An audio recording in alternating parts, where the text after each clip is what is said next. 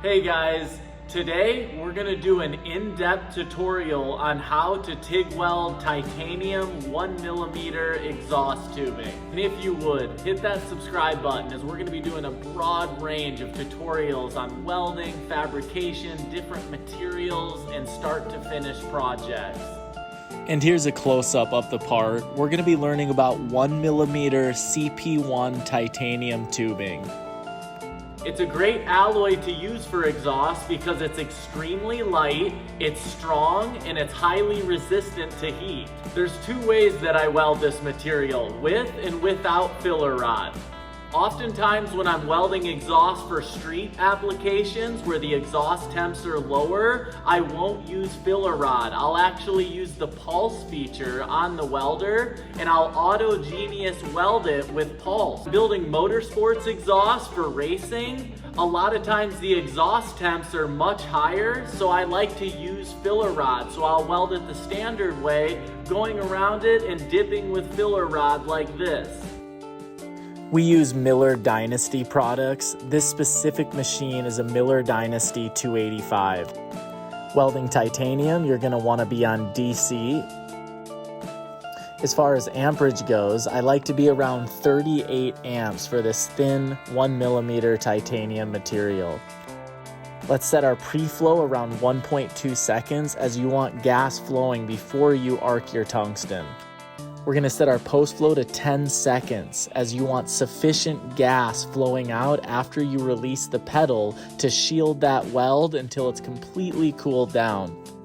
Now when we autogeneous or pulse weld the material, I like to set my pulse at 1.2 pulse per second. I found that works really nice for this application.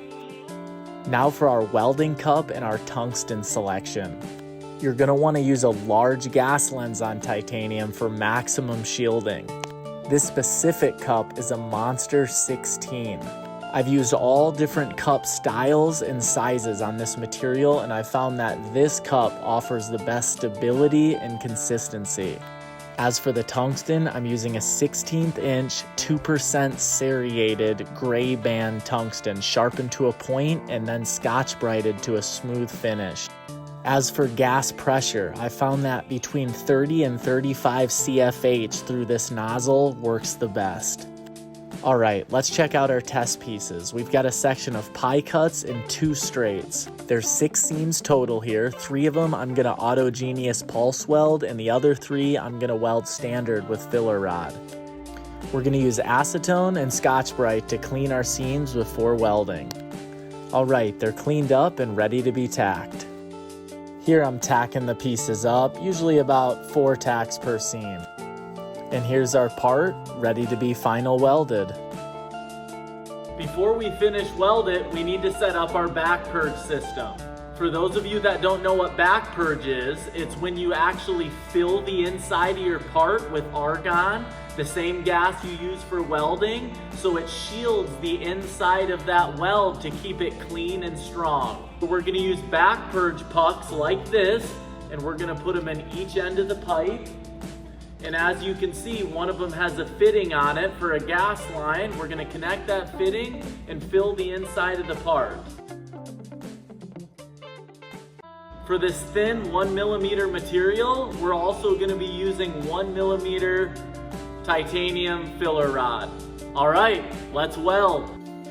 As you can see, I'm doing the pulse autogeneous welding without filler rod first. I'll usually do about 12 to 15 pulses before I'll lift the pedal and let the weld cool down. Just be steady, breathe, and try and keep your pulses evenly spaced. All right, let's speed it up a little bit and get these seams welded.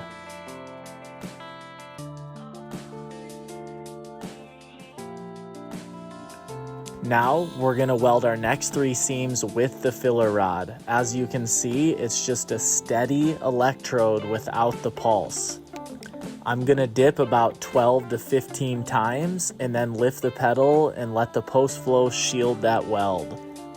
When you're welding, make sure that you try and keep that cup and that tungsten perpendicular with the material. You want to rotate that torch as you're going around the tube the best you can. Now, titanium welds a little different than other DC metals, for instance, steel.